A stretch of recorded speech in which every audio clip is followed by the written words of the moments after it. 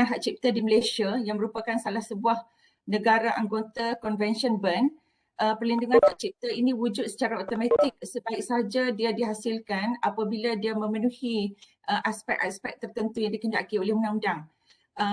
Walau bagaimanapun dalam konteks teknologi digital pada hari ini yang menyebabkan penyalinan bagi karya-karya hak cipta ini mudah dilakukan tanpa sebarang pengesanan. Jadi pihak kerajaan Malaysia telah mengambil satu inisiatif dengan memperkenalkan pemberitahuan sukarela hak cipta semenjak 1 Jun 2012. Ini adalah untuk memastikan antara lainnya memudahkan proses penyimpanan rekod sekiranya berlaku sebarang pertikaian di kemudian hari. Walau bagaimanapun, melalui notis pemberitahuan sukarela ini, walaupun pada masa yang sama dia meningkatkan statistik pendaftaran hak cipta, tetapi pada masa yang sama terdapat perkara-perkara yang mungkin tidak dicakupi oleh aspek hak cipta itu sendiri. Jadi hari ini kita akan mendengar perkongsian dan penerangan daripada Puan Nur Farawiza Muhammad Zabidi, pegawai di Perbadanan Harta Intelek Malaysia MyIPO. Puan Farah, saya boleh panggil Puan Farah ya? Puan Farah, beliau berpengalaman hampir 20 tahun dalam bidang harta intelek dan telah pun mula berkhidmat di MyIPO semenjak tahun 2003. Beliau berpengalaman luas sebagai trademark examiner dan pernah berkhidmat di MyIPO Cawangan Kuantan bagi tahun 2011 hingga 2017 dan sekarang ini telah ditempatkan untuk bertugas di bahagian hak cipta di MyIPO. So dengan segala hormatnya dijemput Puan Farah untuk menyampaikan perkongsian beliau yang kita anggarkan dalam tempoh 1 jam dan diikuti dengan sesi soal jawab 30 minit selepas itu. Dengan segala hormatnya dipersilakan Puan Farah. Terima kasih Dr. Khadijah dan saya mulakan dengan Assalamualaikum warahmatullahi wabarakatuh dan selamat sejahtera. Pada hari ini saya ucapkan terima kasih pada UUM kerana menjemput saya. Yang seperti Dr. Khadijah bagi tahu tadi, yang sekarang ni memang kita copyright adalah di bawah Bern Convention dan memang kita menerima banyak permohonan daripada universiti terutama sekali UUM. Dan UUM juga antara penyumbang utama pendaftaran hak cipta dekat MyPo lah. Dan hari ini, Doktor boleh saya share slide saya, Doktor? Ya boleh, silakan Puan Farah. Okey, kejap ya. Saya share.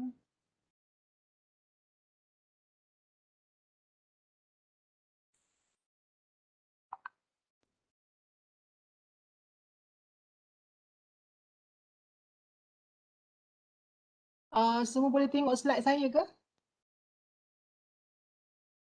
Ya, boleh Puan. Okey, Alhamdulillah. Okey, bismillahirrahmanirrahim. Allahumma salli ala Sayyidina Muhammad wa ala ali Sayyidina Muhammad. Seperti yang Dr. Khadijah bagi maklum tadi, nama saya adalah Nur Farawiza binti Muhammad Zabidi. Saya sekarang ni bertugas di bahagian hak cipta MyPo. Hari ini selama 1 jam ni saya akan menerangkan 5 benda perkara. Pertama sekali bahagian saya, kedua hak cipta, ketiga pantang larang dalam hak cipta dan keempat pendaftaran hak cipta yang seperti Dr. Khadijah maklumkan tadi dan juga sekarang ni saya nak maklumkan kita ada carian secara online di mana pihak universiti boleh buat carian secara online terhadap pendaftaran yang telah dilakukan oleh pihak universiti sendiri. Dan benda ini baru saja kita lancarkan bulan 2 tahun inilah. Okey.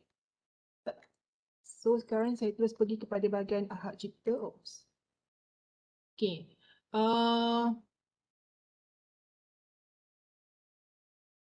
Okey. Ni saya terus pergi kepada bahagian hak cipta.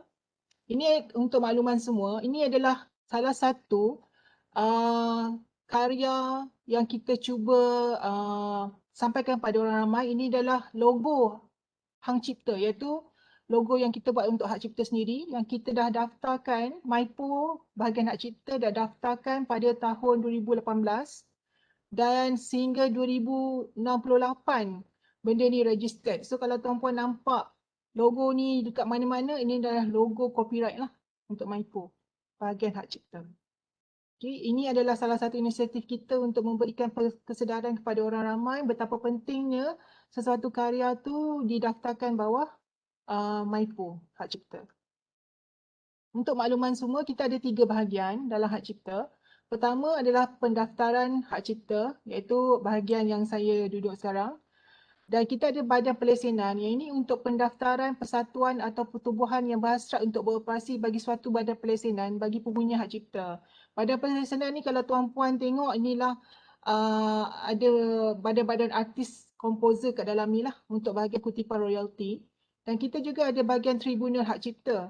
Yang ramai yang tak tahu, tribunal hak cipta ni pun adalah salah satu bahagian dalam hak cipta, iaitu kita akan untuk check sistem check and balance, semakan semula bayaran isu berkaitan saraan saksama, equitable remuneration oleh pelaku rakam bunyi. Puan Farah, Ya, Puan Farah, ya. boleh buka skrin besar tak? Bagi Skrin besar full saya. screen boleh tak? Saya dah buat full screen kecil Sekejap ya. Oh, dia jadi 2. Oh, jadi 2 sebab saya ada 2 skrin. Sekejap ya. Okey. Macam mana nak tukar? Okey, Sorry, interrupt. sekarang okey Puan Farah. Okey dah, okey dah. Okey, okey. Okey, ni okey. Okey. Sebab saya pun tak nampak sekarang sharing kat mana yang okey dah nampak besar ke? Ya, Ya, nampak yang besar. just nice. Alright, alhamdulillah. Jap. Maaf semua. Kat mana tadi kita dah pergi? Okey. Alright. Sekarang ni kita pergi ke bahagian tribunal ni. Dia juga adalah satu bahagian di mana rayuan terhadap keputusan pengawal hak cipta berkaitan pembatalan pencitraan. Macam contohnya badan royalty tu tak bersetuju tarikh penamatan dia sebanyak ni, so dia boleh datang ke tribunal. Dan juga ramai yang tak tahu bahagian tribunal ni memberi lesen bagi karya terjemahan daripada bahasa asing kepada bahasa vernacular. Pelbagai bahasa bagi memudahkan rakyat. Ramai yang tak tahu sebenarnya kalau kita nak translate sesuatu buku, contohnya daripada bahasa Inggeris ke bahasa Malaysia, kita kena minta alteration pada author tu sendiri ataupun owner karya hak cipta. Jika kita dah ada usaha yang mencukupi yang mana kita tak jumpa pun owner or author tu untuk kita buat terjemahan, kita boleh datang ke Tribunal Hak Cipta untuk memohon kebenaran untuk menterjemah buku tersebut.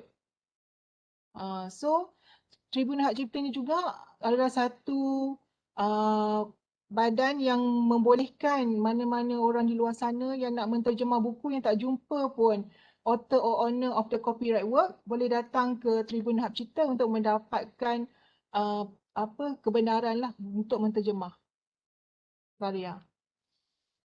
Okay. So, saya akan pergi terus kepada hak cipta. Apa itu hak cipta?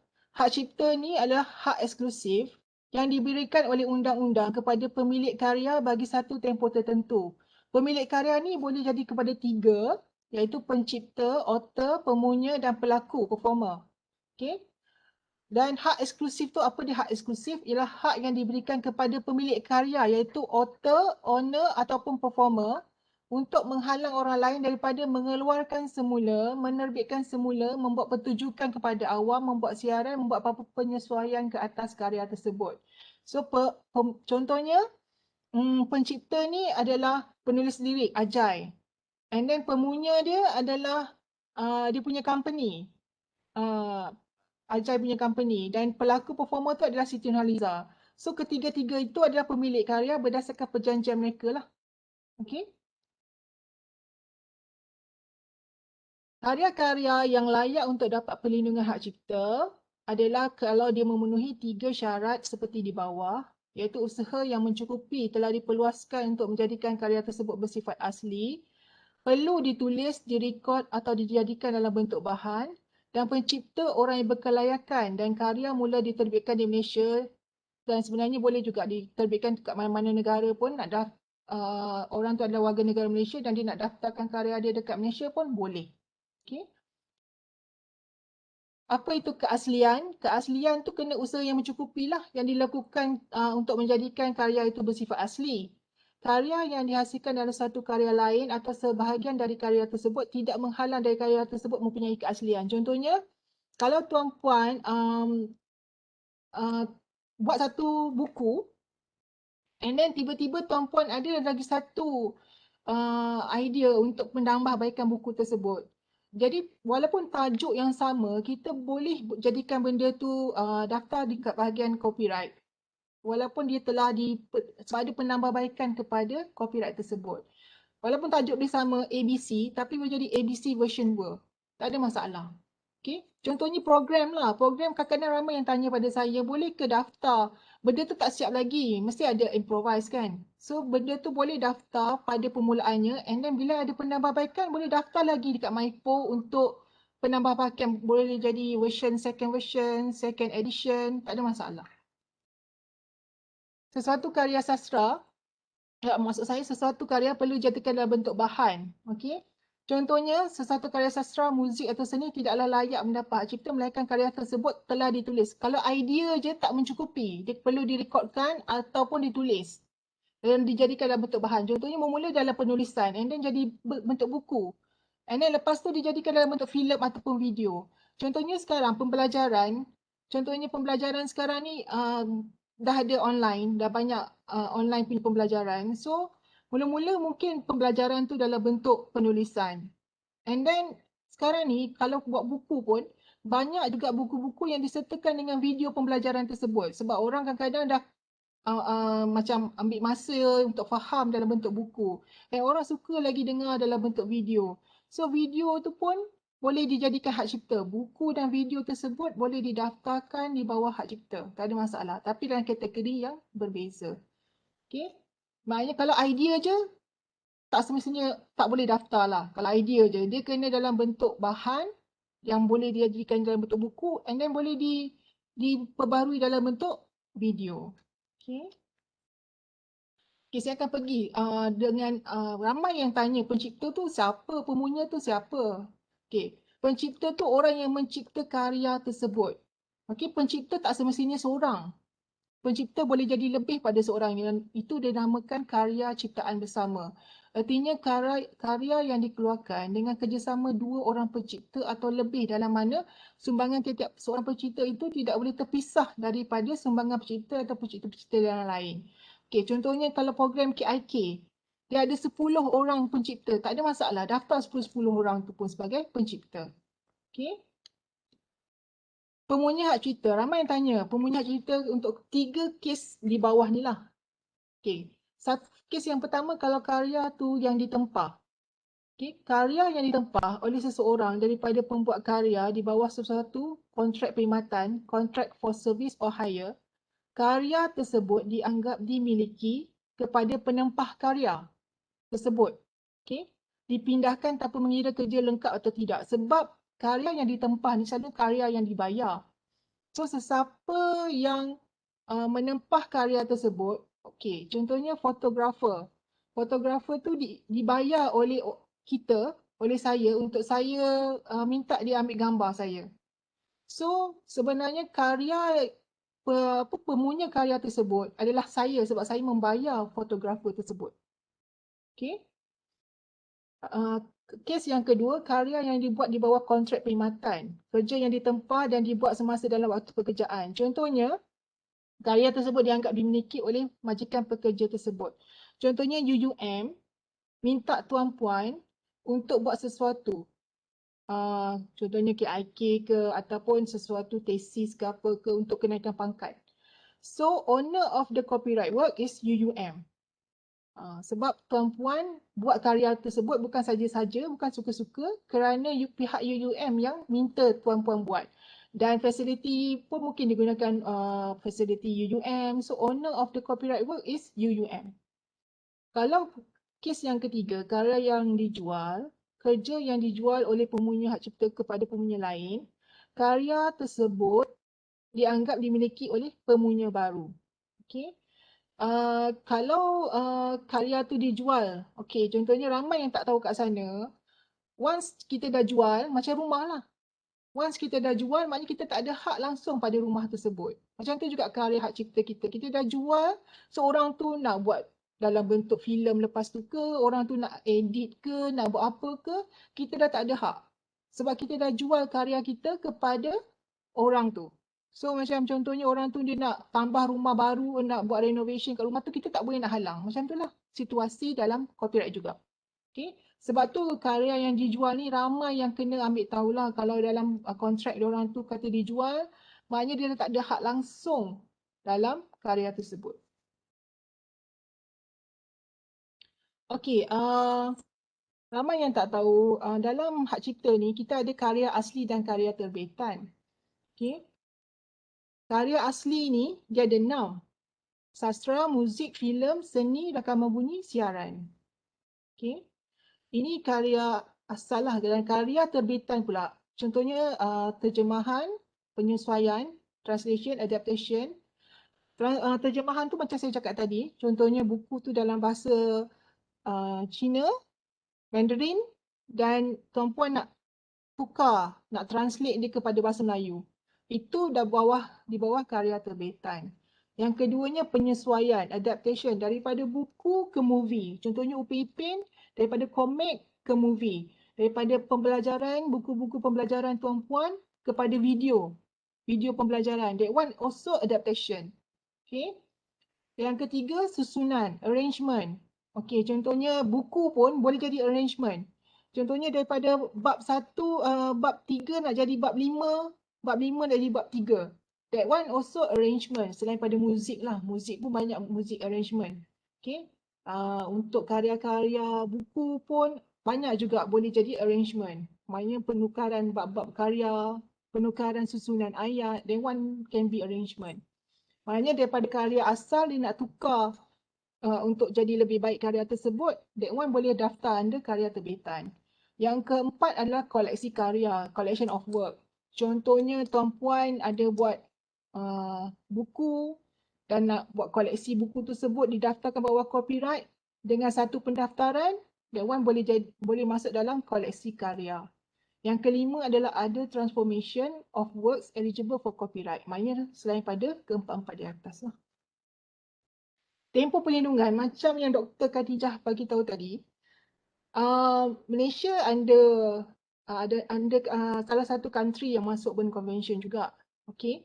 Dan setiap perlindungan itu berbeza dalam setiap negara. Walaupun kita masuk Berne Convention, tapi Malaysia tempoh perlindungan dia untuk karya sastra, muzik dan seni, hak cipta adalah sepanjang hayat pencipta sehingga 50 tahun selepas kematian. Okay. Maknanya dia boleh dapat royalty lagi. Waris dia boleh dapat royalty lagi 50 tahun selepas kematian. Okay. Untuk filem, rakaman bunyi dan pelaku, hak cipta adalah selama 50 tahun dari karya diterbitkan, dari persembahan dilakukan. Okay. Contohnya daripada karya tu diterbitkan dah, contohnya dibagi tahu pada orang awam karya tersebut bila. So filem, rakaman bunyi dan pelaku tu contohnya Siti Nurhaliza nyanyi pada hari ni lagu baru. So that one protection dia 50 tahun dari karya itu dipersembahkan ataupun diterbitkan. Untuk siaran pula, hak cipta adalah selama 50 tahun dari siaran kali pertama dibuat. Okey. Okey, sekarang kita akan pergi kepada pantang larang di dalam permohonan hak cipta. Untuk makluman semua, benda yang ini tak boleh didaftarkan bawah hak cipta lah. Idea atau konsep, prosedur, penemuan, konsep matematik, kaedah operasi dan fakta. Yang ini tak boleh didaftarkan bawah hak cipta. Okay. Contohnya macam konsep matematik 1 plus 1 is 2, tu tak boleh lah didaftarkan bawah hak cipta sebab itu memang very common. Semua orang nak tahu itu adalah konsep matematik. Okay. Untuk okay, yang ni sebenarnya untuk pencipta dan pemunya tadilah. Okay. Dah tersalah masuk slide pula. Okay. Hak di dalam hak cipta ni, macam saya bagi tahu tadi, pemunya dan pencipta tu, okay. Diorang ada 3 hak. Hak eksklusif, hak ekonomi dan hak moral. Okay. Okey. Hak eksklusif ni adalah hak untuk owner ataupun author tu memberi hak kepada orang lain untuk mengeluarkan semula, untuk menyewakan. So diorang berhak lah untuk bagi ataupun tak orang lain untuk keluarkan semula ke, untuk sewa. Semuanya hak kepada pencipta pepunya tu, hak eksklusif dia. Okay? Untuk bagi pameran ke, untuk bagi salinan ke. So dia yang berhak untuk memberi kebenaran kepada semua benda-benda yang saya sebutkan tadi lah. Hak ekonomi ni maknanya pencipta atau pemunya tu boleh mendapatkan imbuhan ataupun royalty kepada setiap copyright yang dia buat. Okay? Macam saya cakap tadi lah, macam pencipta dan pemunya tu, itu hak ekonomi diorang lah. Macam kalau dia sewa, dia dapat royalty berdasarkan perjanjian dia. Mungkin sebulan dapat berapa, setahun dapat berapa. So itu dapat income kepada pencipta dan pemunya tu. Okay? Income untuk mereka. Dan juga hak moral ni maknanya hak untuk dikenali. Contohnya kalau dia pencipta lagu, Hang Nadim. Macam Hang Nadim, kita tahu itu adalah hakim magistrate, the magistrate. So dia walaupun dia just nama pena, tapi dia mempunyai hak moral untuk dikenali. Okay? Dan hak moral ni adalah selama-lamanya kepada pencipta tersebut. Okay? Maknanya kalau kita nak buat sesuatu, contohnya kita nak buat merchandise, guna gambar seseorang, sepatutnya kita kena minta kebenaran kepada orang tersebut untuk kita buat merchandise kepada barang tersebut. Contohnya kita nak guna gambar Siti Nurhaliza sebagai merchandise, kita kena minta kebenaran sebab itu adalah hak moral, sama ada diberikan ataupun dia tak berikan pada kita untuk gunakan. Okey, hak ekonomi ni contohnya kalau copyright itu didaftarkan, contohnya Hello Kitty. Hello Kitty dia nak bagi orang lain untuk menggunakan dia punya nama dan juga apa-apa copyright yang dia buat. So dia boleh dapat income jugalah kepada perkara tersebut.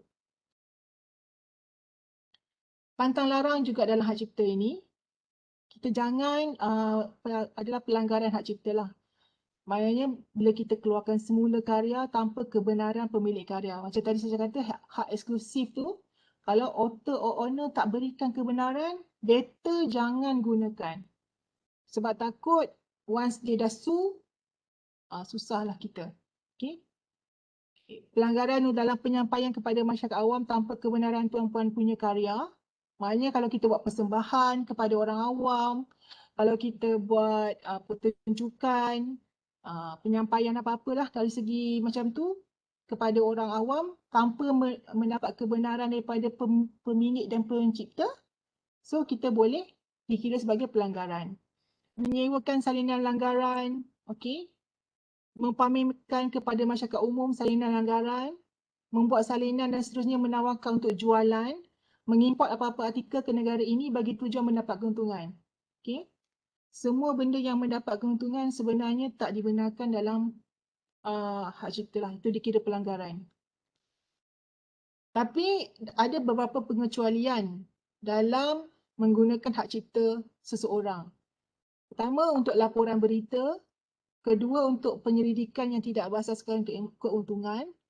Ketiga, untuk pendidikan. Keempat, untuk laporan bagi program semasa. Untuk ulasan, kritikan, keputusan mahkamah.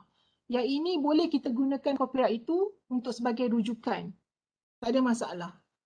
Untuk kita buat laporan berita ke apa, kita boleh gunakan sesuatu hak cipta itu bagi tujuan yang seperti ini. Untuk pendidikan pun tak ada masalah lah. Tapi pengecualian kalau untuk bagi saya, kalau untuk pembelajaran, kalau kita masukkan satu karya tersebut dalam kita punya pembelajaran, okey, secara untuk tujuan mengajar, kita perlu mendapat syarat, kita perlu bagi tahu sumber dan nama pencipta yang terdapat pada karya yang digunakan tersebut. Better kita dapat, kita bagi tahulah. Contohnya Tuan Puan nak gunakan sesuatu video tu masuk dalam pembelajaran Tuan Puan. So better bagi tahu sumber dia kat mana, YouTube, nama pencipta ataupun pemunya dia, Ajai ke apa, penyanyi Siti Nurhaliza. Better dapatkan macam itulah. Walaupun untuk tujuan pembelajaran. So sebab kita bagi kredit. Contoh macam bagi hak moral kepada pencipta dan pemunya karya tadi.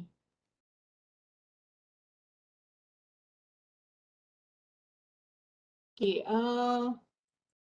macam saya cakap tadi, hak ekonomi, kita ada 3 bayaran yang boleh dilakukan lah. Sama ada sekali bayaran lump sum, bayaran peratusan, ataupun bayaran semata-mata pada peratus kutipan.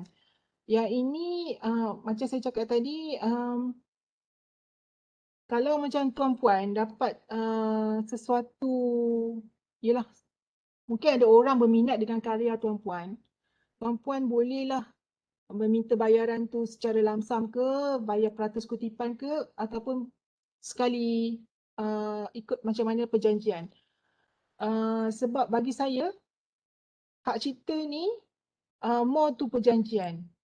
Kalau Tuan Puan, contohnya ada universiti lain yang ingin menggunakan produk Tuan Puan. Jadi universiti lain tu Tuan Puan bolehlah buat perjanjian dengan dia, sama ada nak bayar lump sum ke, nak bayar macam mana. Sebab itu adalah income Tuan Puan. Okay? Sebab itu juga adalah kontrak Tuan Puan dengan pihak tersebut. Okay? Tapi once Tuan Puan dah jual karya hak cipta tersebut, pemilik karya jatuh kepada orang baru tersebut. Macam saya cakap tadi. Jadi better sewakan ke.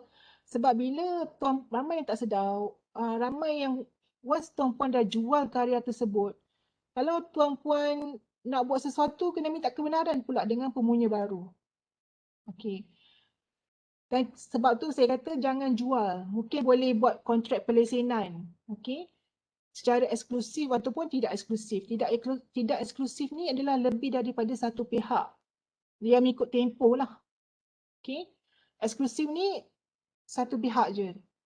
Maknanya kalau tidak eksklusif ni macam Tuan Puan bagi kontrak tu kepada contohnya Pro2, Proton untuk menggunakan karya Tuan Puan. Kalau eksklusif ni Tuan Puan bagi Petronas contohnya untuk gunakan karya tersebut untuk satu tempoh je. Jadi itu bagi saya hak cipta ni more tu perjanjian lah. Kalau Tuan Puan kadang-kadang kita tak sedar. Perjanjian tu sekarang ni tak semestinya bertulis. Kalau Tuan Puan through WhatsApp pun, kalau dia kata, okay, setuju tak? Kalau saya belanja makan, kira Tuan setuju. And then Tuan Puan kata ya. Itu pun dah dikira perjanjian. Okay? So zaman sekarang ni kena tengok jugalah. Perjanjian ni tak semestinya bertulis secara formal. Kadang-kadang kalau through WhatsApp ke apa pun, kalau boleh dikira sebagai satu bukti dan perjanjian lah. Okay, untuk macam contohnya parody, okay, sebelum saya pergi ke pendaftaran, ramai yang macam tanya parody ni perlu ke minta hak kepada orang yang buat karya asal tu. Parody ni tak perlu minta hak kepada pemunya ataupun pencipta asal tu. Contohnya nak buat parody macam kat Meletup kan, banyak Jihan buat parody ke apa ke, itu boleh lah buat tanpa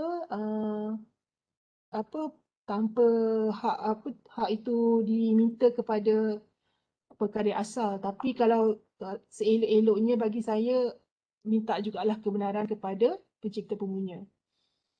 Okey, lagi satu, ada orang tanya, kalau tiba-tiba dia ambil gambar dekat KLCC, sekali ada orang yang lalu dekat KLCC tersebut. Adakah itu dikira hak orang yang lalu tu juga terhadap gambar tersebut? Sebenarnya benda tu tak. Orang yang lalu lalang tu kalau kita tak ambil gambar dia dan letakkan dalam gambar kita, sebenarnya itu secara tak sengaja. Kecuali kalau betul-betul kita ambil gambar artis ataupun model tersebut dan kita ambil bangunan KLCC. So kita dah ada perjanjian dengan modul tersebut. Itu kalau kita itu barulah dikira ada hak terhadap gambar tersebut. Okay. Ada apa-apa soalan ke? Ataupun saya terus je dengan slide saya? Saya minta maaf lah kalau laju sangat ke apa ya. Okey ke Ya, semua? Puan. Boleh teruskan dulu, Puan. Okey.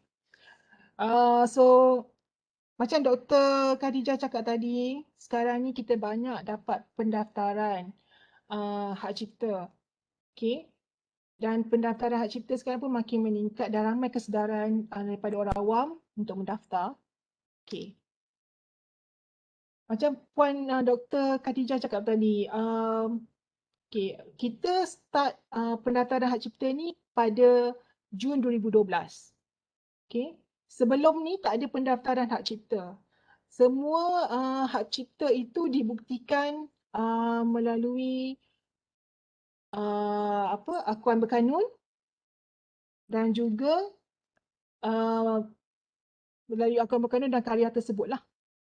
Once karya tu siap, dah dikira didaftarkan di bawah hak cipta.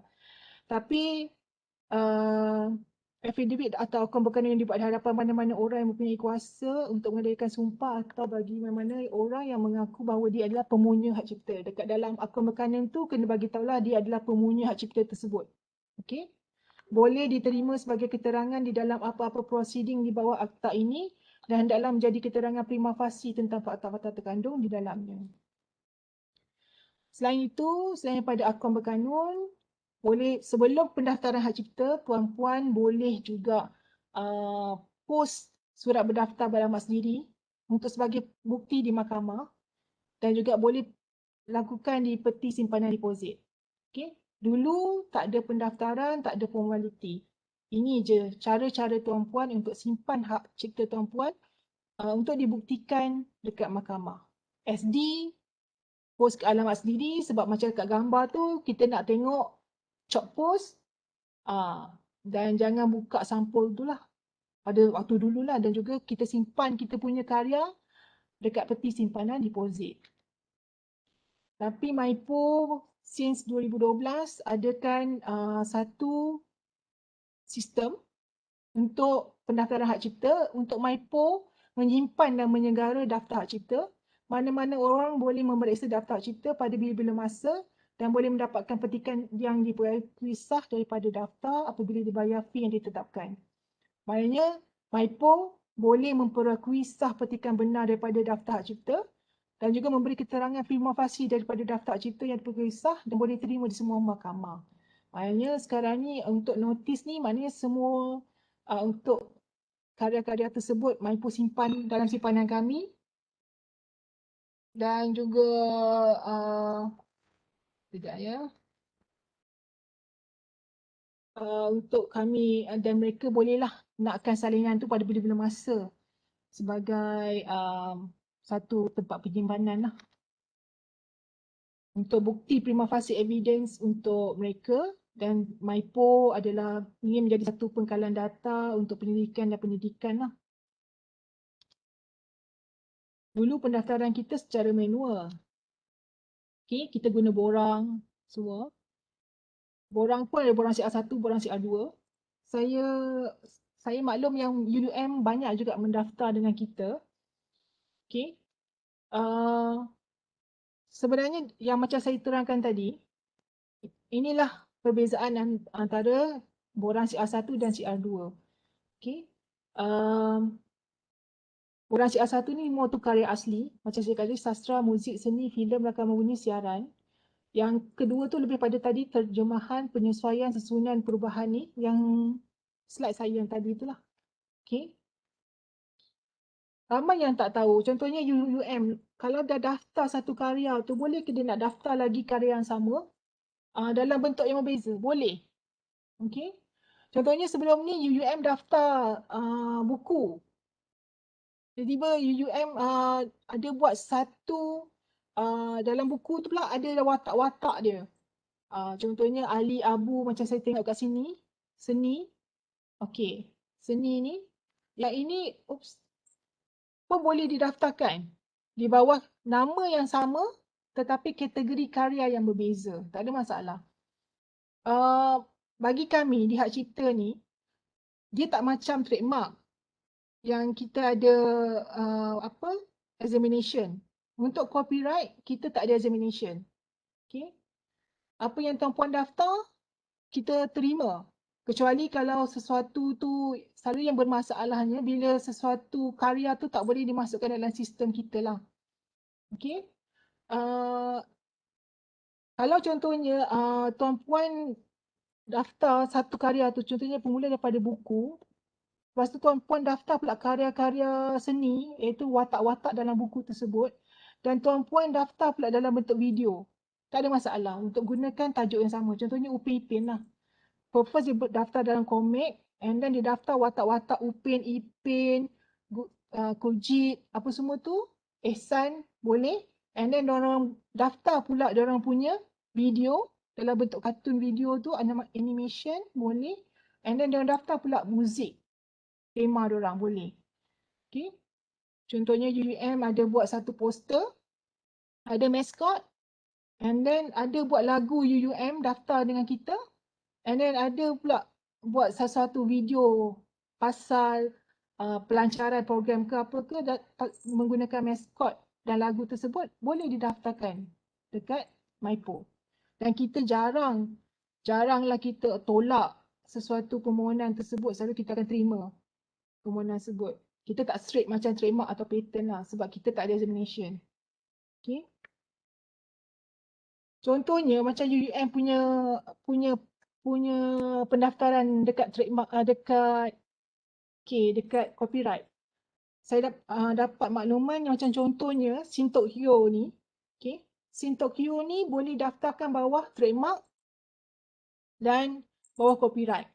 Dan untuk pengetahuan semua, Sin Tok Hyo yang didaftarkan UUM ni telah registered since dia filing pada 13 Julai 2018 dan registered pada 15 Mac 2019. Okay. Dan expired 2069. Macam saya cakap tadi, protection dia 50 tahun. So 2069 expired date. So macam contohnya Sin Tok Hyo ni didaftarkan di bawah hak cipta dengan nama Sin Tok Hyo. Lepas tu tiba-tiba UUM improvise logo tersebut dengan menambahkan Sin Tok Hyo Mai contohnya. So Sin Tok Hyo Mai tu kena daftar juga dekat copyright. Kena daftar juga dekat trademark. Lebih better. Sebab untuk logo ni sebenarnya rumah yang penting adalah trademark. So siapa-siapa yang nak guna Sin Tok Hyo, sebab sekarang ni Sin Tok Hyo je yang didaftarkan dekat MyPo. Sin Tok Hyo Mai tak didaftarkan lagi. So siapa-siapa nak guna Sin Tok Hyo kena dapat kebenaran UUM. Dan saya suggestkan untuk UUM buatlah perjanjian dengan sesiapa yang berminat. Okay. And then dalam masa yang sama Sin Tok Hyo Mai pun daftar juga dekat copyright dan juga trademark untuk mendapat hak Sin Tok Hyo Mai. Sebab sekarang ni Sin Tok Hyo saja yang baru daftar. Contoh macam itulah. Okay. Ada yang tanya boleh ke nama author lebih pada seorang? Boleh, tak ada masalah. Okay. Contohnya kalau owner, sekarang ni owner UUM. Tiba-tiba untuk Sin Tok Hyo Mai, UUM JV dengan NTV7. So NTV7 nak sebagai owner, dan ada perjanjian dia. So owner tu jadi dua orang, UUM dan NTV7. Tak ada masalah. Media Prima contohnya, tak ada masalah. Okey, nama author UUM dan juga termasuk sekali nama Media Prima punya orang, NTV7. Nak gabungkan author name, tak ada masalah. Okey. Kita jarang kita nak menghalang pendaftaran tersebut, kecuali kita serahkan segalanya kepada pendaftar lah. Kalau apa-apa hal dekat court, sebab cuma kita punya notis dan sertifikat tu boleh jadi prima facie evidence dekat court lah, untuk memudahkan pemilik dan pemunya karya membuktikan karya hak cipta itu mereka adalah pemilik dan pemunya. Okay. Tak ada masalah nak daftar lebih pada satu author, satu owner. Macam saya cakap tadi, ciptaan bersama pun boleh. Apa yang penting, yang banyak masalah dalam pendaftaran kita adalah bila akuan berkanun tu tak lengkap. Sebab akuan berkanun ni yang akan digunakan sebagai prima facie evidence juga dekat court. Selain pada kita punya notis. Okey, ini yang perlu diletakkan dekat akuan berkanun lah. Okey. Ini pun penting juga. Pencipta, pengguna dia siapa, kita kena letakkan lah. Kalau kita tak nak letak pencipta sebab ramai sangat sampai ada 10 orang. So kita letak pengguna tu adalah UUM. Tak ada masalah. Okay, tarikh karya disiapkan diterbitkan pun boleh letak ataupun tak nak letak pun tak apa. Sekarang ni kita dah lebih lenient. Yang ketiga tu kita kena letaklah siapa owner of the copyright work. Okay, kalau contohnya tadi owner of copyright work tu UUM and NTV7, letak dua-duanya sekali, tak ada masalah. Dan yang penting cop sumpah lah. Okay. Ramai yang kita bukannya kita objek permohonan, kita cuma kiranya permohonan tu tak lengkap. Sebabnya akuan berkanun dia tak lengkap, tak sama dengan borang. Itu yang masalahnya kita hadapi. Okay.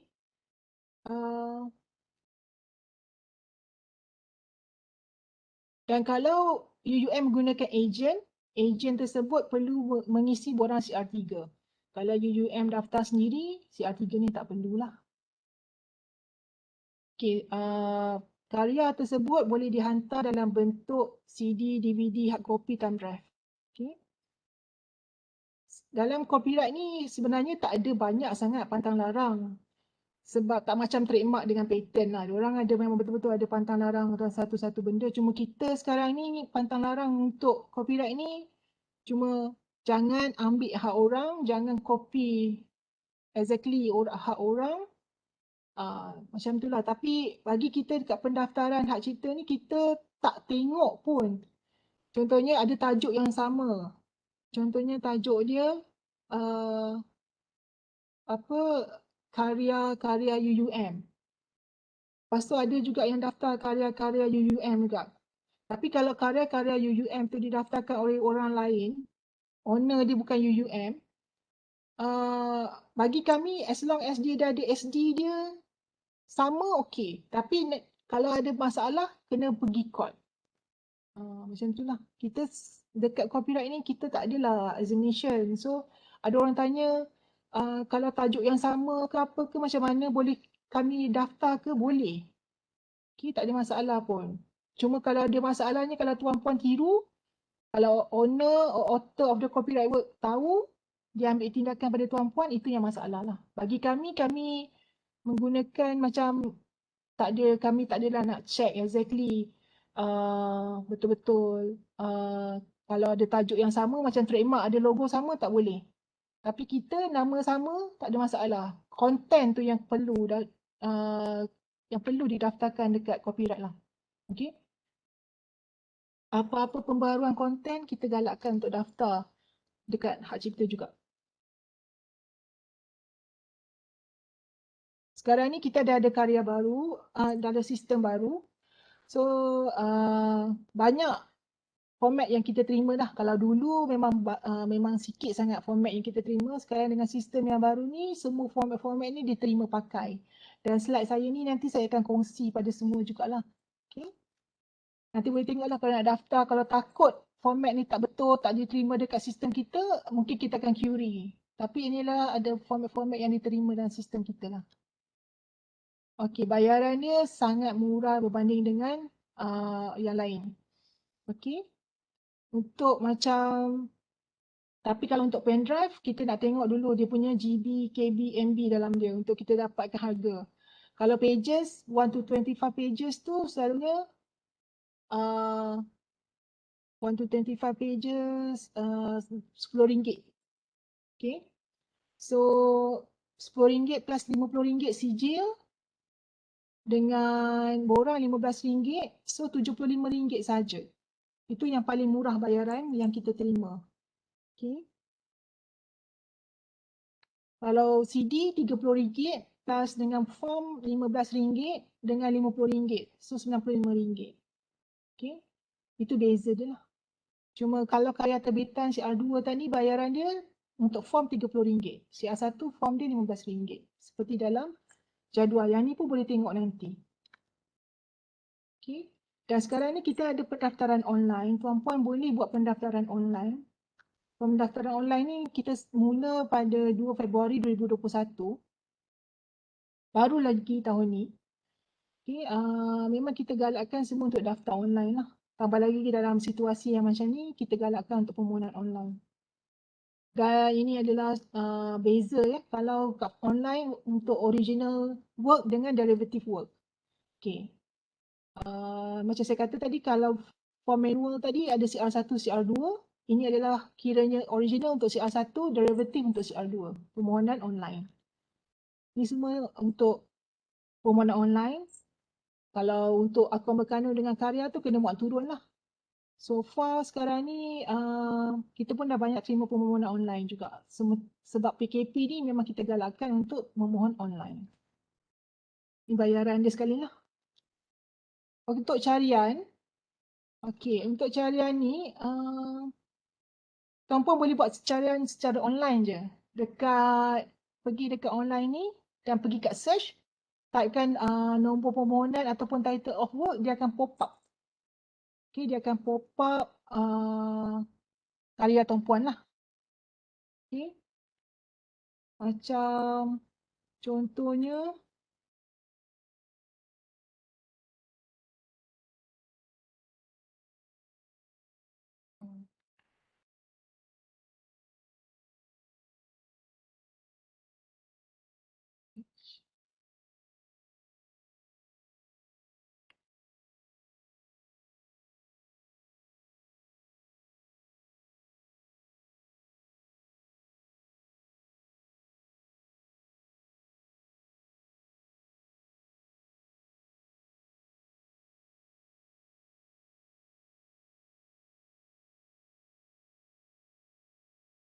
tuan-puan boleh pergi kat copyright. Nampak skrin yang betul ke?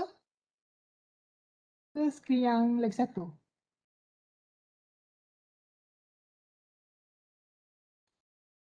Hello? Ada sesiapa ke? Yang sama.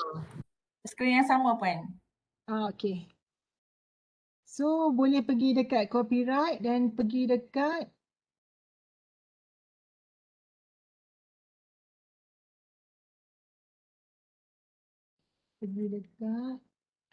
online services.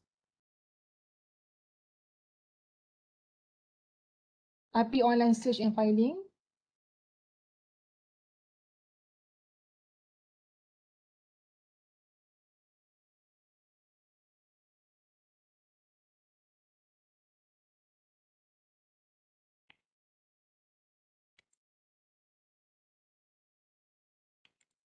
Login, proceed je. Lepas tu, Ataupun Puan Farah, Ya. sekarang ni di skrin masih lagi slide Puan. Oh. Saya berpendapat mungkin yang Puan sedang nak tunjuk ni adalah sistem online dalam My IPO. So mungkin Puan kena tukar kepada stop share slide dulu, kemudian share screen. Okey. Sekejap ya puan. Sebab dah lama dah tak ni, dah macam ni pula. Sekejap.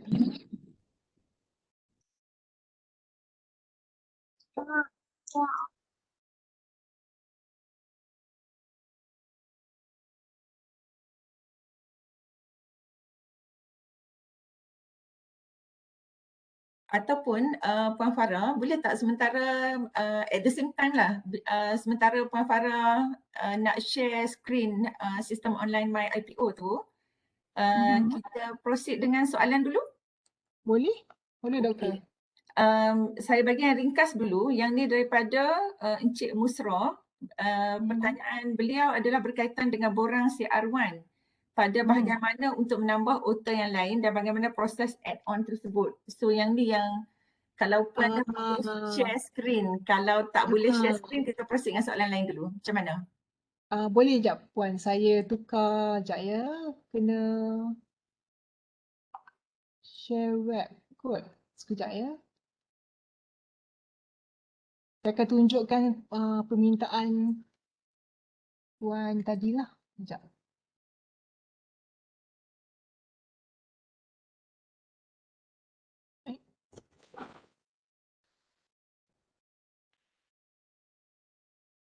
Sekarang ni share yang mana? Saya punya screen yang ni ke? Mypo punya screen ke? Ya, Sistem ke? bukan. Yang ni masih lagi dalam Webex UUM. Oh, okey. Kejap Tapi ya yang Puan. slide tadi memang Puan dah stop sharing. Cuma Puan kena pergi kepada website My IPO tu sendiri. Okey, kejap ya.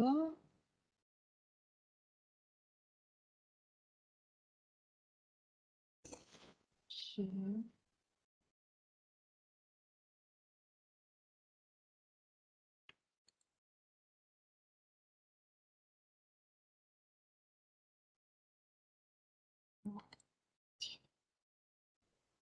Saya pun tak tahu mana screen saya dah share ni. Sekejap ya.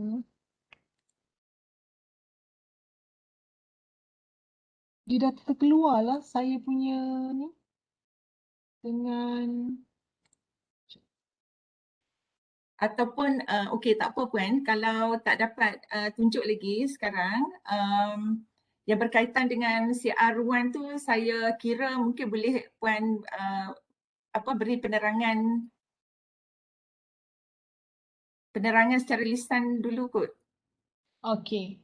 Kejap ya. Saya try juga. Kejap ya.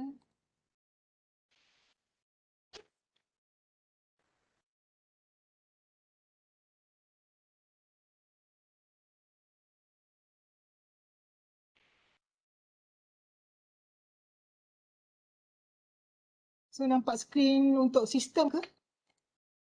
Tak.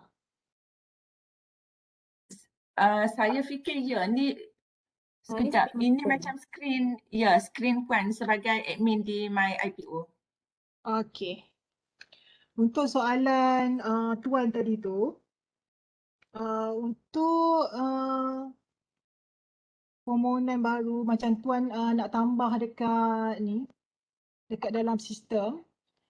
So ini internal untuk saya punya ni lah. Kalau yang public,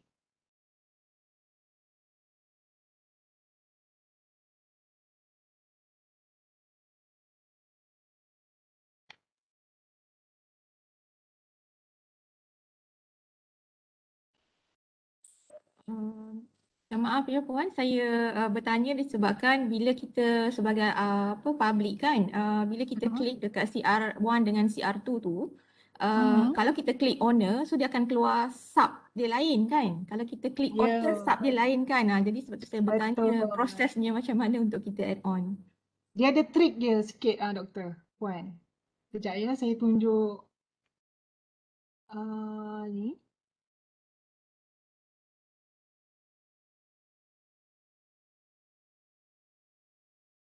Okay.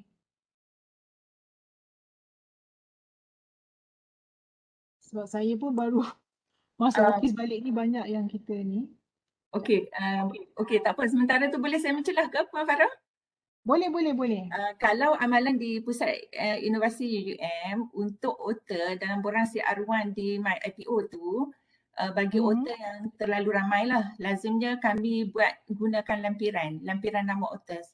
Contoh kalau OTAs ada 10 orang, satu OTA saja yang masuk dalam borang CR1 dan kemudian di bawah ruangan bawah di borang CR1 tu, kita letak co-OTA seperti di lampiran dan kita sertakan sekali lah lampiran tersebut bersama dengan borang perumahan. Itu yang dilakukan di Pusat Inovasi UUM lah. Itu kalau untuk manual tak ada masalah doktor. Tapi kalau untuk permohonan online, dia tak boleh macam tu. Contohnya saya tunjuk pasal, sekejap ya, Sin Tokyo tadi. Okey, sebenarnya skrin untuk internal dengan eksternal sama je. Okey, macam contohnya bila tuan-puan daftar untuk online, ni soalan untuk online ke manual? Online. Online. Online. Alright.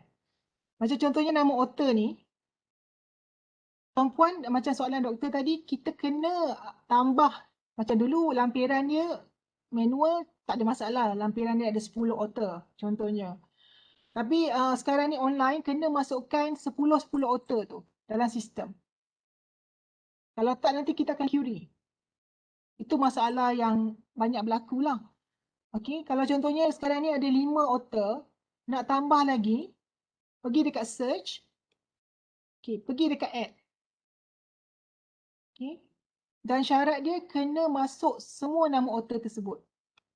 Okey, pergi dekat type ni tukar person, nationality ni tukar Malaysia. Ni ID card ni masukkan nombor IC. Okay, contohnya ni.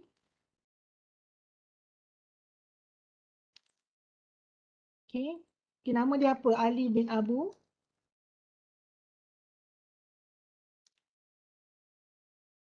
Okay, kind of people ni individual, kind of profile. Lepas tu masukkan address ni. Contohnya UUM. Okay, masukkan postcode semua. Dah. Sintuk. Ni nanti sebab kami ada banyak ni, tapi tuan-puan doktor nanti semua akan ada dia punya ni sendirilah. Okay. Lepas tu tekan save, tekan accept.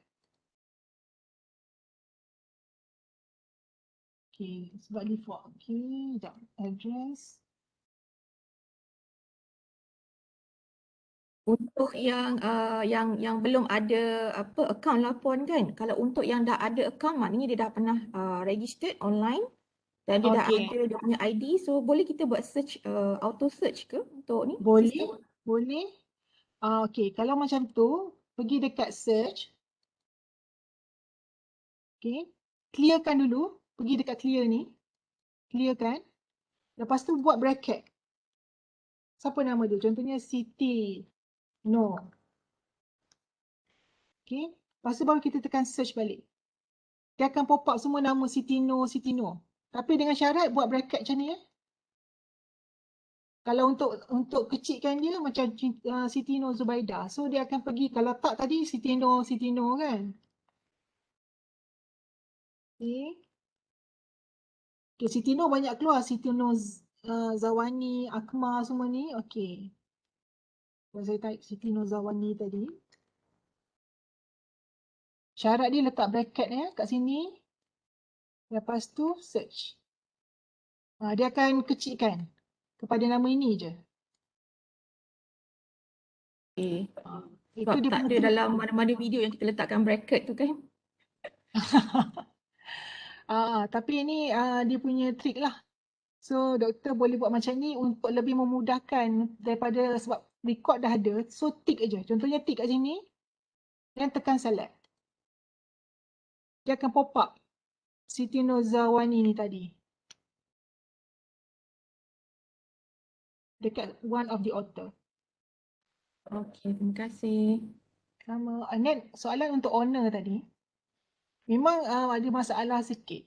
Okay, untuk owner. Tapi sekarang dah ada button add lah. Contohnya nak letak kat sini owner Media Prima.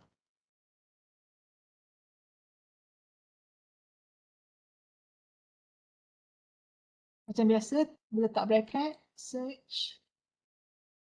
Dia akan keluar banyak address. So address mana yang bersesuaian. Contohnya Sri Pentas. Select. Dan dia akan pop up terus dekat owner tadi. Jadi 2 dah. Itu dia punya cara lah.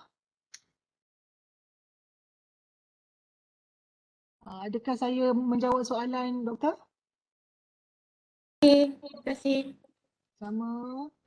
Okey, Okay. terima kasih Puan Farah. Penjelasan yang sangat baguslah untuk apa ni ke semua peserta mengambil maklum lah cara-cara bagaimana untuk mengisi maklumat dalam borang CR1 tersebut. Tadi ada yang angkat tangan ni, Dr. Nur Hidayah. Mungkin nak tanya direct kepada Puan Farah. Dipersilakan.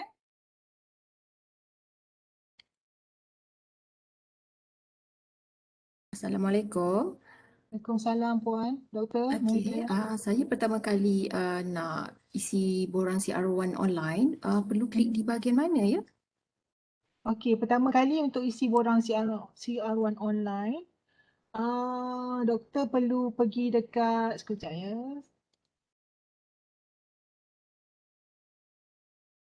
Doktor perlu daftar dulu. Doktor punya ni doktor. Dia ada pendaftaran untuk ni. Sekejap ya doktor.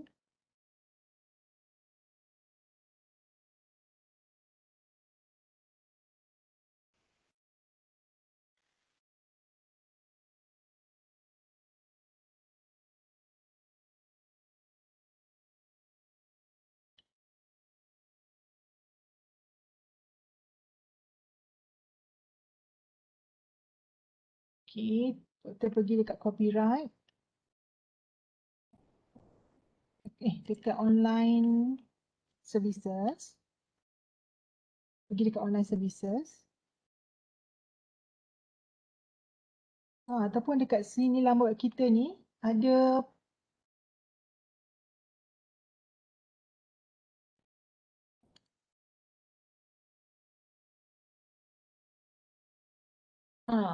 pergi dekat terus laman web ni. Okey. Doktor kena login dulu. Okey. Contohnya doktor kena daftar dulu. Daftar dulu becoming a registered user. Yang ni kena minta activation code semua. Yang ni doktor boleh pergi dekat sekejap ya doktor untuk call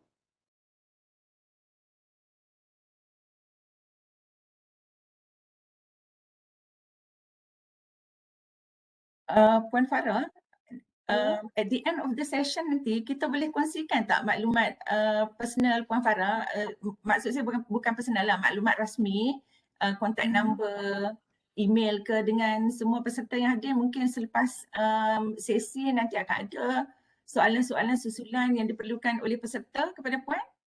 boleh, tak ada masalah doktor. Nanti Okey, saya terima akan kasih bagi. banyak. Sama. Sebelum saya teruskan kepada soalan selanjutnya, sebab peserta kita hari ini 220 lebih Puan Farah, dan bukan terhad kepada bukan terhad kepada staf dalaman UUM juga, tapi banyak juga disertai oleh mereka di organisasi luar. Cuma maklumatlah sedikit di sini untuk staf universiti, terutamanya warga UUM sendiri, untuk pendaftaran hak cipta ni untuk tujuan perekodan dan juga tujuan mencapai KPI kita sebagai warga universiti, pendaftaran copyright ini tidak boleh dibuat secara sendiri direct kepada MyIPO. Dia perlu melalui Pusat Inovasi dan Pengkomersialan UUM, dan saya percaya kaedah yang sama juga digunakan di pusat-pusat inovasi universiti-universiti lain. Kerana pendaftaran hak cipta yang melalui pihak universiti sahaja yang diiktiraf dalam rekod perkhidmatan dan juga mencapai tujuan KPI universiti dan juga untuk kutipan mata Maira kepada universiti. Itu maklumat saja Puan Farah, dan juga untuk kesemua peserta yang hadir lah, terutama yang staf di universiti. Okey, untuk soalan selanjutnya kita terima daripada Dr. Kamarul Zaman daripada UKSI ni.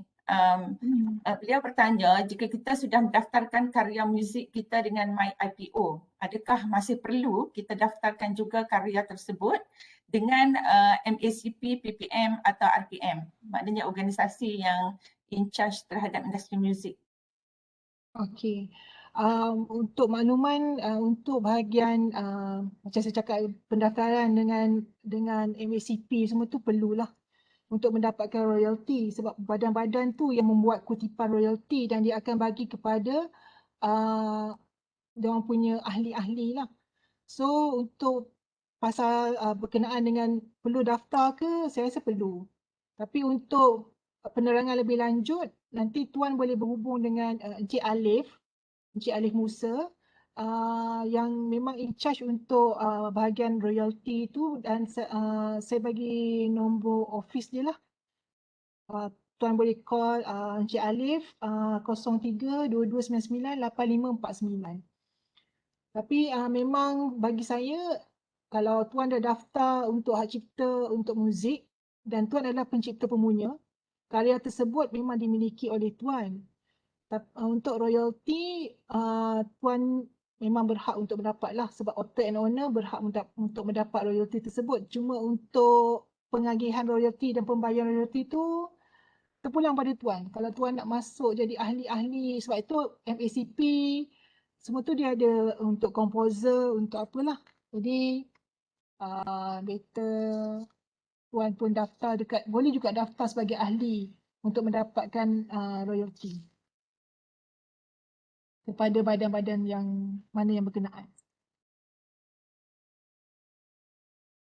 Okey, soalan selanjutnya Puan Farah.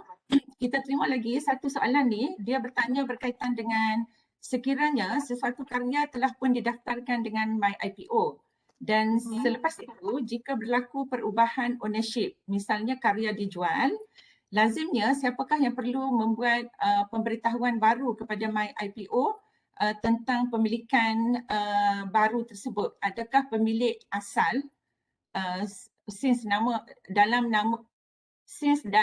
karya tersebut nama beliau yang direkodkan, atau pemilik baru yang telah dijual karya tadi, ataupun kedua-duanya sekali? Macam mana tu Puan Farah? Bagi saya tak kisah siapa yang datang dekat MyPo untuk mendaftar. Pemilik baru atau pemilik lama, salah seorang boleh datang ke MyPo untuk maklumkan bahawa karya tersebut telah dipindah milik kepada ownership baru. Cuma kita nak perlu isi borang CR11, maknanya borang assignment, okay, pindah milik. Isi borang CR11 dan kita nak bukti penukaran ataupun penukaran hak milik ataupun JV ke apa-apa perjanjian, sama ada dalam akuan sumpah ataupun apa-apa perjanjian, jenis perjanjian lah, di mana perjanjian tu perlu menyatakan bila tarikh penukaran, sampai bila tarikh penukaran kalau ada, dan juga sila isi borang CR11. CR11 untuk bayaran untuk borang ni lah, assignment. Okay. Untuk borang tersebut, puan juga boleh dapat dekat online kita. Borang CR11 tu bayaran dia silap saya RM50. Sekejap ya. Jawapan dia mana-mana salah seorang datang ke MyPo pun tak ada masalah untuk bagi tahu penukaran hak milik tersebut. Borang tu tuan boleh dapat dekat borang CR11. Okey. Benda yang perlu tuan bawa untuk penukaran hak milik adalah borang CR11 dan juga perjanjian penukaran hak milik. Kita nak tengok siapa dan siapa. Okey. Okey. Ni kat sini boleh form and fees dan tuan boleh pergi kat borang CR11 kat sini. Okey. Ni bayaran dia untuk borang CR11. Borang CR11 RM50. Okey. Dan ini borang dia. Tuan kena pergi sini lah. Isi borang ni. Notification of assignment license or testamentary disposition. Okay. Kita nak date of agreement, duration of agreement macam saya cakap tadi. Dan juga borang tu lah. Akuan penukaran. Itu saja. Okey. Terima kasih Puan. Soalan selanjutnya. Soalan ni kita terima daripada mungkin pihak awam di luar sana yang join sesi kita hari ini. Mungkin Puan Nur Mazatul Idayu. Saya baru sahaja mahu mendaftar, perlu ada company berdaftar ke? Ingin mendaftar hak cipta individu. Silakan Puan Farah. Tak perlu ada, okey tuan, kalau puan nak daftar under, maksudnya pemunya itu adalah company ke? Kalau macam bagi saya tak perlu ada surat SSM, tak perlu ada IC, kita hanya perlukan untuk pendaftaran, macam saya cakap ni, borang CR1, okey. Sekejap ya, okey. Untuk mendaftar, kita perlu ada borang CR1 atau CR2. Okay. Akuan berkanun, akuan sumpah. Okay. Dan juga deposit karya.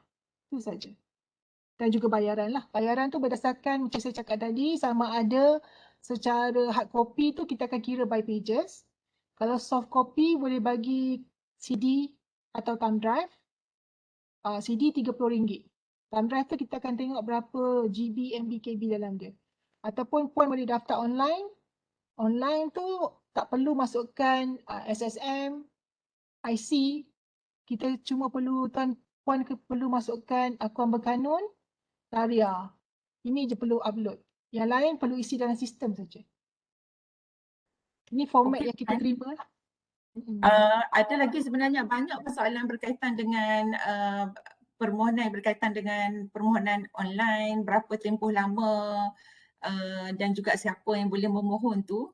Saya kira yang tu contoh kalau kata sesuatu permohonan copyright ni dia antara yang kita boleh anggap prosedur dia lebih mudah lah berbanding dengan kategori harta perindustrian seperti patent, cap dagangan dan sebagainya. Betul, Cuma betul. ada lagi di sini yang bertanya juga untuk pendaftaran yang dibuat melalui pihak universiti, saya kira yang tu kita boleh hubungi semula pihak universiti untuk mendapatkan salinan pendaftaran hak cipta. Saya kira mungkin borang CR5 ke Puan? Selepas sesuatu karya tu didaftarkan. Maksud doktor, borang CR5 tu untuk itu adalah borang untuk dapatkan sijil doktor. Ya, saya rasa mungkin soalan dia di sinilah. Dia kata macam mana nak dapatkan maklumat berkaitan dengan karya yang telah pun difailkan di IPO oleh ejen, pihak ejen bagi pihak universiti. Saya rasa mungkin CR5 tu lah. Kalau bukan yang tu doktor, kalau contohnya tuan-puan nak tahu status pendaftaran tuan-puan boleh pergi dekat sistem laman web kita, copyright, pergi dekat dekat bahagian pergi dekat online services tadi tu. Okey, macam saya terangkan tadi, kita ada online search sekarang ni, tak perlu lagi datang ke MyPo ataupun buat ni. Puan boleh saja pergi dekat sini, maksud saya sini sekejap ya, dekat laman web MyPo.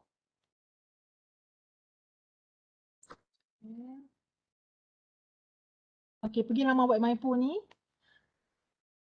Dekat bahagian online services juga. Okey. Sesiapa yang ingin tahu status, pergi dekat IP online search filing ni. Login ni buat proceed saja.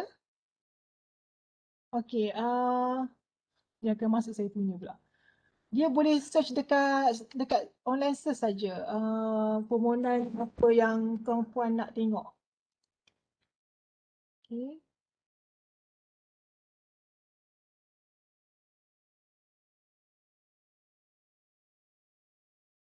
Dekat slide saya ni, contohnya pergi dekat ni carian pendaftaran hak cipta secara online. Pergi dekat sini. Copyright Voluntary Notification Search. Dia akan keluar pop-up yang ini. Type je nombor ataupun title of work. Dia akan pop-up apa yang tuan-puan cari.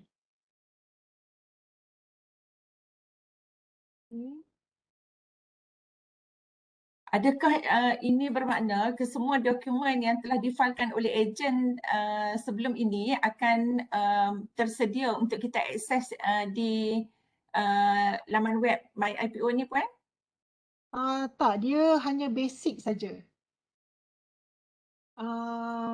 Contohnya kalau dia akan pop-up. Contohnya nama.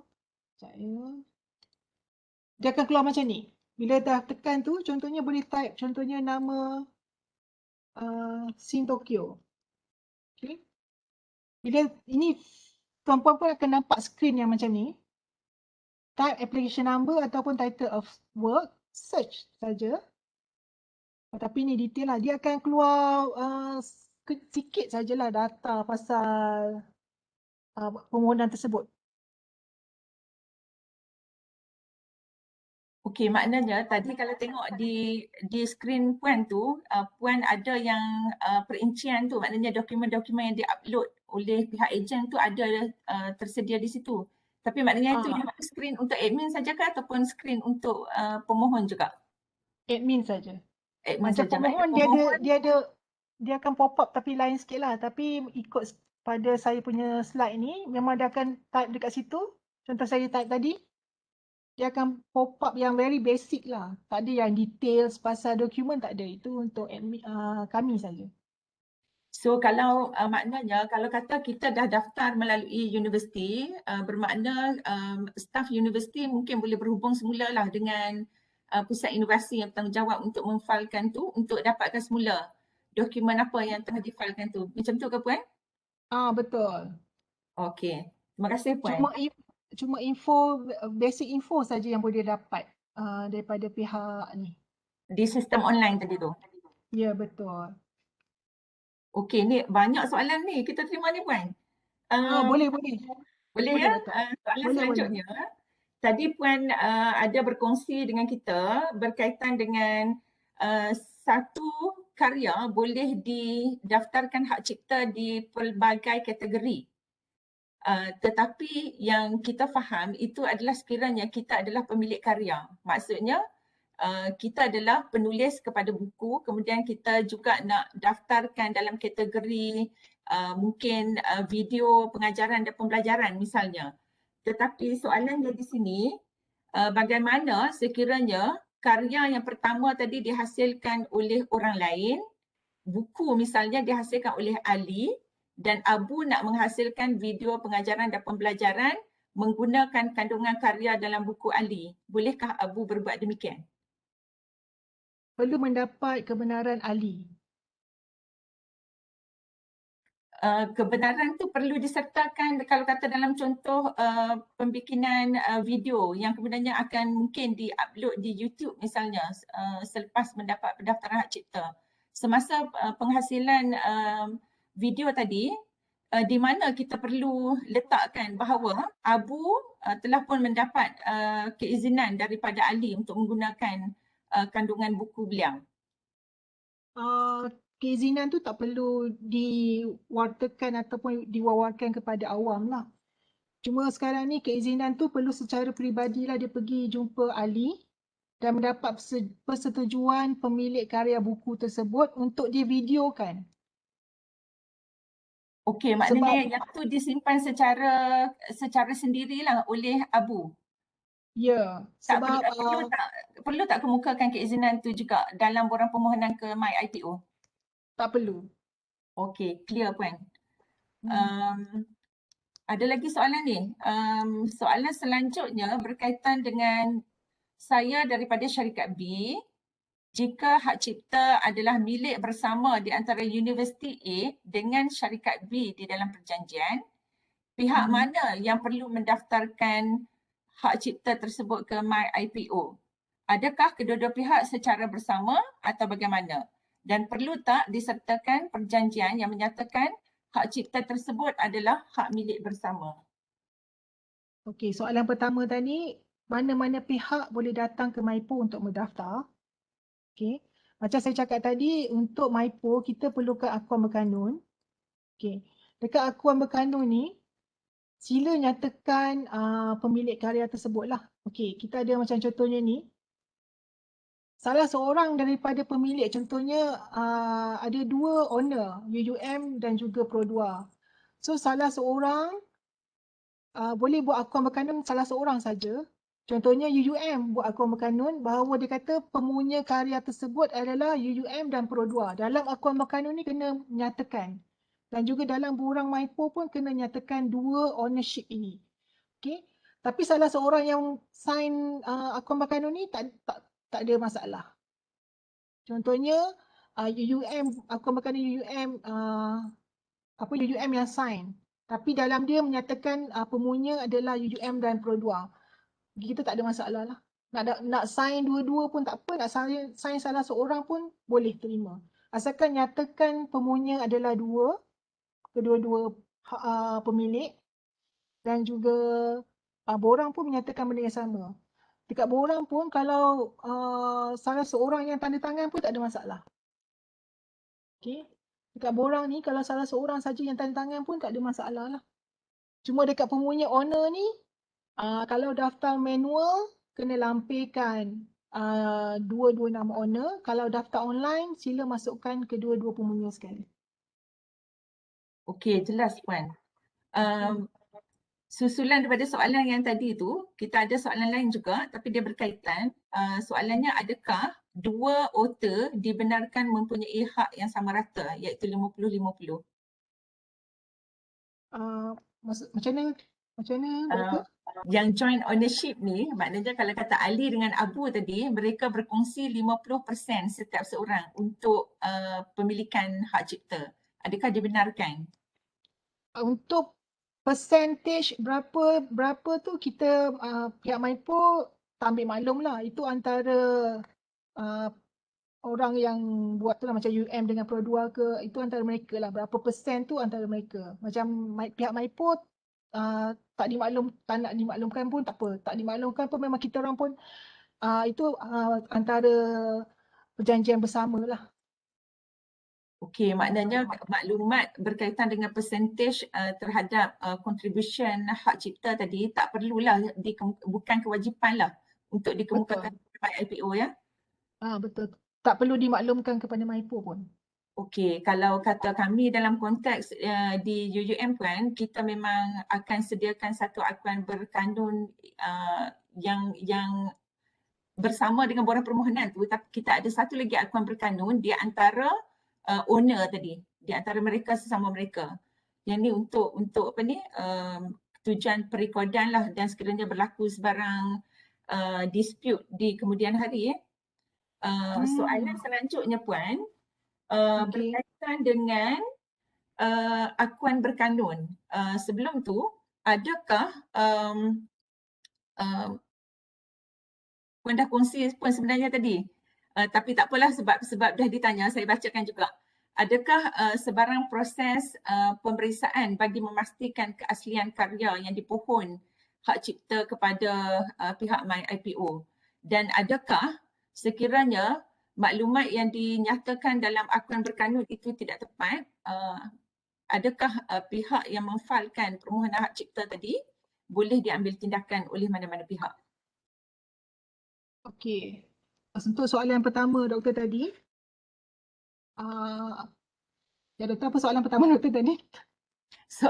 Soalan pertama tu, adakah sebarang proses saringan ataupun pemeriksaan di pihak Maipo sendiri bagi memastikan keaslian sesuatu karya yang dipohon perlindungan hak cipta?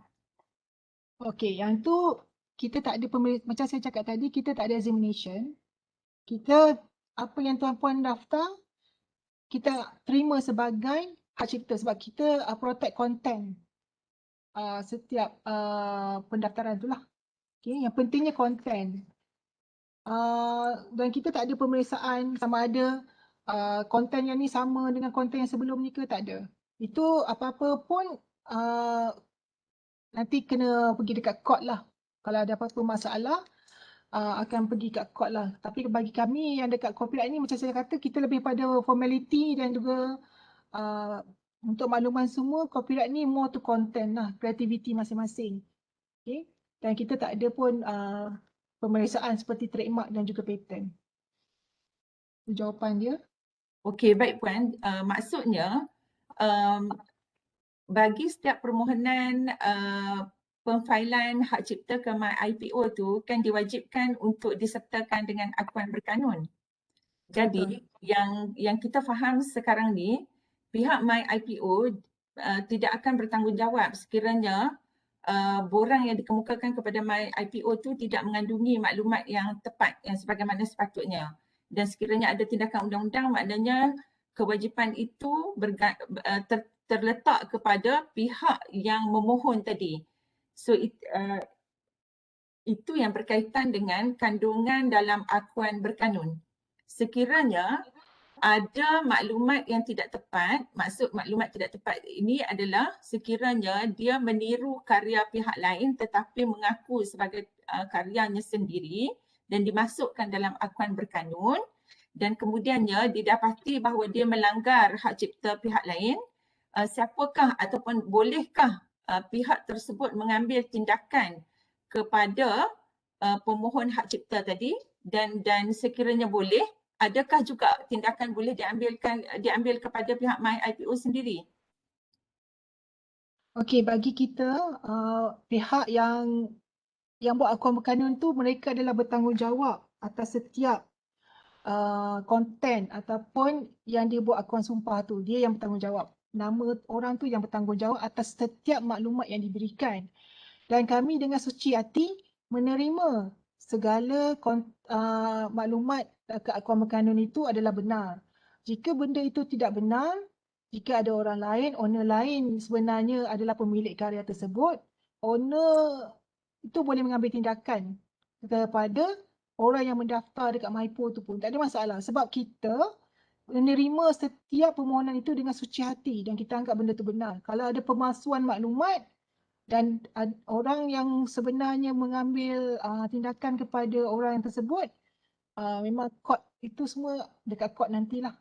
Okey, tapi kita sebagai MyPo punya ni, kita menerima segala konten pendaftaran dan akuan berkanun itu adalah benar dan kita dengan suci hati memproses segala permohonan tersebut mengikut pendaftaran yang dihantar. Okey, jelas Puan. Terima kasih banyak. Puan, boleh ke kita benarkan satu soalan lagi? Boleh, doktor. Okey, dalam konteks kita di UUM, kebanyakan permohonan juga adalah datang daripada mereka dalam bidang pengkomputeran. So, soalannya di sini ialah kalau dalam menghasilkan mobile apps, contohnya, apakah ciri-ciri penting yang perlu dipenuhi bagi memastikan keaslian karya, originality untuk mendapatkan hak cipta untuk mobile apps, Puan?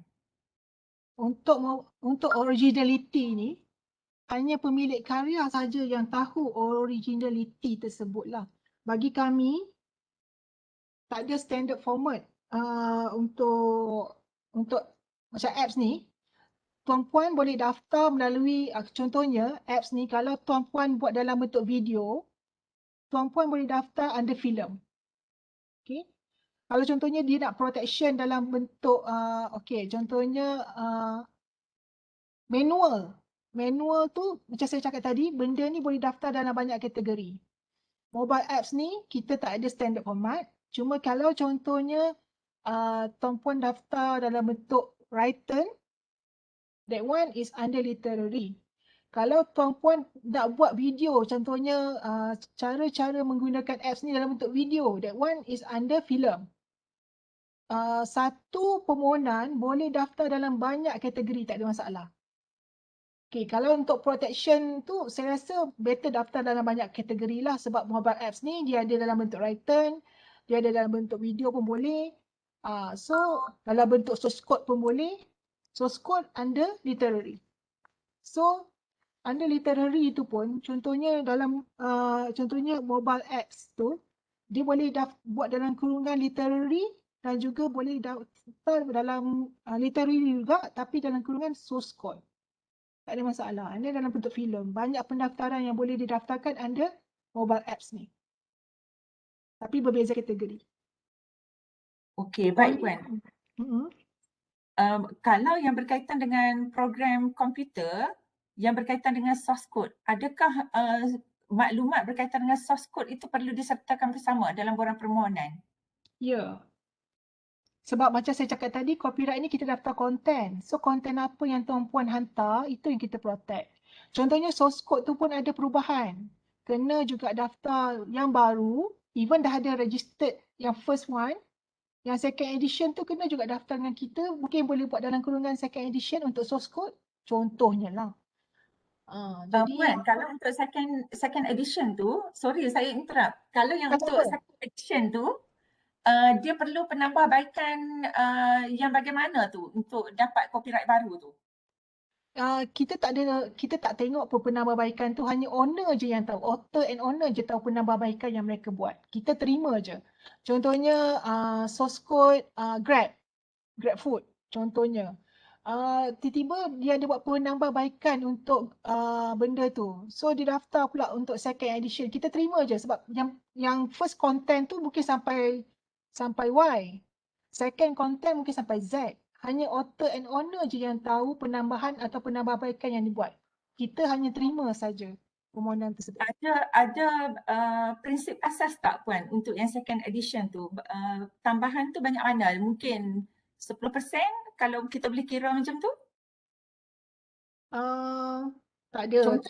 Contoh kalau kata saya bagi first edition dia ada komponen A, B, C, D. So second edition dia tambah satu A, B, C, D, E. Okey. Puan, sekarang ni saya punya ni ke? Pop-up saya punya slide ke macam mana? Sekarang ni masih lagi screen Puan Farah yang copyright tutorial guide tu. Oh, okey. Alright. Okay, pada soalan tadi, kita tak ada specific content untuk berapa percentage, semua tu tak ada. Tu terpulang kepada author and owner sendiri. Even ada penambahbaikan yang dia rasa perlu datang pada kita untuk daftar konten yang baru tu, sila daftar. Sebab kita tak ada spesifik, macam kami, macam saya cakap tadi, kita terima saja pendaftaran tuan-puan walaupun tuan-puan kata itu second edition, third edition, kita terima. Cuma penambahbaikan ataupun pembaruan itu ditentukan sendiri oleh author and owner. Tapi bagi saya, better daftarlah apa saja pembaruan sebab agak mustahil copyright ini akan nampak perfect. Terus dapat perfect. Dia mesti kalau untuk proof the ownership dekat court, kita perlu nampakkan penambahbaikan tersebut daripada peringkat 1 sampai peringkat 5 contohnya. Dekat situ lagi senang dekat court untuk kita buktikan kita adalah owner of the copyright work. So walaupun konten tu hanya penambahbaikan yang sedikit, tapi better daftar dekat MyPo untuk menunjukkan macam setiap benda mesti ada, untuk menjadi satu yang lebih cantik, mesti ada sesuatu yang dibuat pembaruan dan pembaruan itu perlulah didaftarkan lah. Dan jangan tak daftar lah sebab bagi saya, kalau nampak tuan-puan ada buat first edition, second edition, third edition, lagi senang pembuktian dia dekat court. Itu jawapan saya. Okey, baik Puan. Soalan kita terima ni agak banyak sebenarnya. Cuma kalau diizinkan lagi satu yang berkaitan dengan mobile apps tadi Puan. Kalau nak bangunkan mobile apps, tapi konten kepada mobile apps itu adalah mungkin daripada textbook yang ada author dia. Macam mana pengarang kepada mobile apps tu, adakah dia perlu minta kebenaran kepada author kepada textbook tadi? Memang jawapannya perlu. Macam bagi saya, apa-apa pun kalau tuan-puan ada ambil macam ambil orang lain punya karya sebagai satu penambahbaikan ataupun contohnya macam doktor tanya tadi, jawapan dia perlu mendapat kebenaran daripada pemunya dan pemilik karya. Okey, jelas. So saya kira kita pun dah 4-6 minit, dah lebih 6 minit ni Puan. Soalan yang kita terima pun agak menariklah. Kebanyakan soalan yang kita terima ni menarik dan saya fikir sangat bermanfaat untuk dikongsi bersama pada hari ini. So ada juga permintaan ni Puan, boleh tak untuk slide presentation Puan sebentar tadi dikongsi dengan peserta yang hadir pada hari ini? Boleh doktor. Okey, terima kasih Puan Farah. So bagi pihak Pusat Inovasi dan Perkomersialan UUM, kami mengucapkan ribuan terima kasih kepada Puan Farah di atas perkongsian yang padat dan menarik, dan terima kasih banyak atas kesudian Puan Farah tunjuk macam sesi hands on pula tadi kan.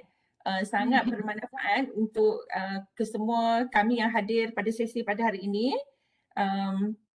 Dan sekiranya ada sebarang persoalan selepas ini, kami mengalu-alukanlah untuk menghubungi pihak Pusat Inovasi dan Perkomersialan Universiti Utara Malaysia dan pegawai yang in charge untuk bahagian hal ehwal harta intelek ni boleh bertanyakan kepada beliau, Dr. Khofizah Muhammad Karim dan kontak number boleh didapati, maklumat tu boleh didapati di laman web Pusat Inovasi dan Perkomersialan Universiti Utara Malaysia sendiri.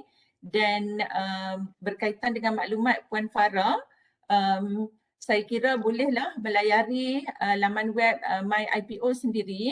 Dan okey, sekarang ni Puan Farah ada kongsi di ruangan chat di situ nombor untuk menghubungi Puan Farah 03-2299-855. Tuan-puan boleh dapatkan nombor Puan Farah di ruangan chat. So dengan itu, terima kasih banyak-banyak. Semoga kita berjumpa lagi di segmen akan datang sebab pihak Pusat Inovasi dan Pengomersialan UGM kami mengadakan beberapa siri sebenarnya bersama dengan pihak MyIPO ni dengan jemputan penceramah-penceramah daripada MyIPO dari semasa ke semasa. Dan nanti di akhir sesi ni kita akan ada sesi bergambar. Tunggu sekejap, minta tunggu sekejap, dan dengan itu kita tutup majlis ini dengan tasbih kafarah dan surah Al-As. Minta maaf sebelum tu, sebelum kita tutup. Ya.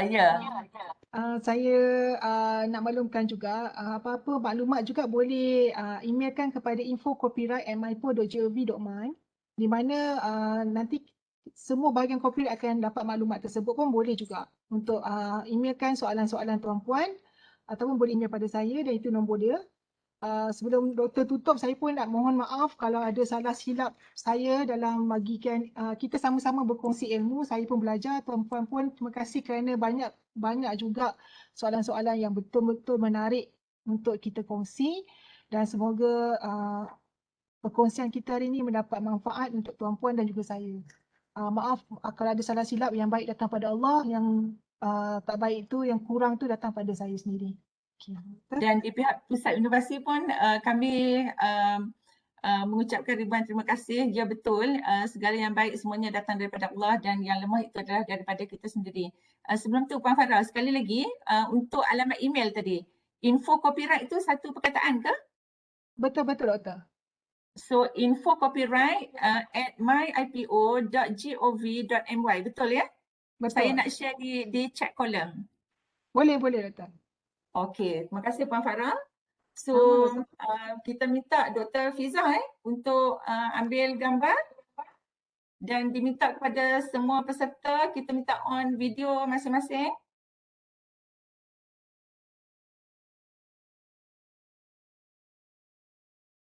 Ramai participants kita hari ni 100 lebih juga, 150 lebih.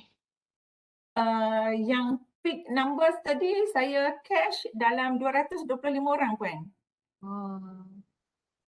Towards the end, masa sesi soal jawab tu yang ada sedikit pengurangan di situ.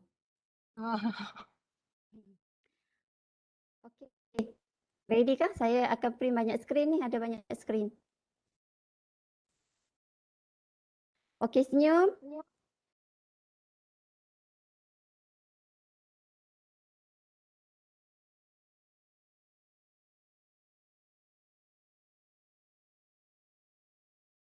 Okey, senyum sekali lagi. Okey.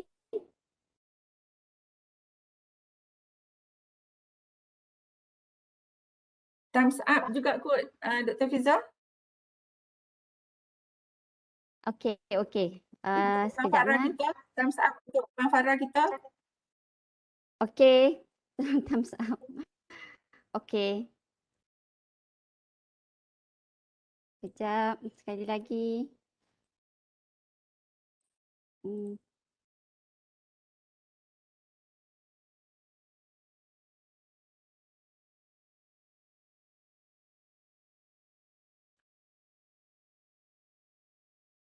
Okey dah. Terima kasih. Terima kasih semua. Salam sejahtera. Stay tune untuk info-info daripada Pusat Inovasi dan Pengomersialan UGM dari semasa ke semasa. Assalamualaikum dan salam sejahtera. Waalaikumsalam warahmatullahi wabarakatuh. Terima Terima kasih semua. kasih pada semua yang menyertai program ini. InsyaAllah saya akan buat lagi untuk program-program yang kita buat bersama dengan MyPo. Nanti kita akan share lagi. Terima kasih hadiran.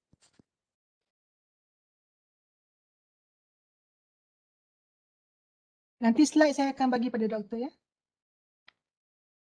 Ya, terima kasih Puan. Sama Doktor. Kalau Puan masih lagi tak keluar, nak sembang Okey, juga okey. ni. Yang Baik, hadir makasih. tadi ada mereka daripada legal unit, organisasi luar juga. Dan juga mereka yang bertanggungjawab di pusat-pusat inovasi daripada universiti-universiti lain. Yang selebihnya tu sebenarnya ada juga di kalangan orang awam ni kalau tengok nama yang hadir tadi lah. So COVID kita terima, memang perkongsian sangat bermanfaat dan juga Alhamdulillah. perkongsian Puan tadi memang menarik, padat dan minta share slide sebab bagus tak dapat perkongsian sedemikian rupa daripada mana-mana pihak sebelum ini. So syabas Puan, tahniah. Semoga kita bekerjasama lagi di masa akan datang. InsyaAllah Doktor. Saya pun berbesar hati untuk bekerjasama dengan UUM. Oh, terima kasih banyak. Nanti kami memang keep in touch lah dengan Puan nanti dari semasa ke semasa. InsyaAllah, insyaAllah. Okay, once again terima kasih Puan. Saya keluar dulu ya. Okey, Doktor, Okey. saya pun keluar dulu. Okey, Okey, Assalamualaikum. Assalamualaikum. Assalamualaikum.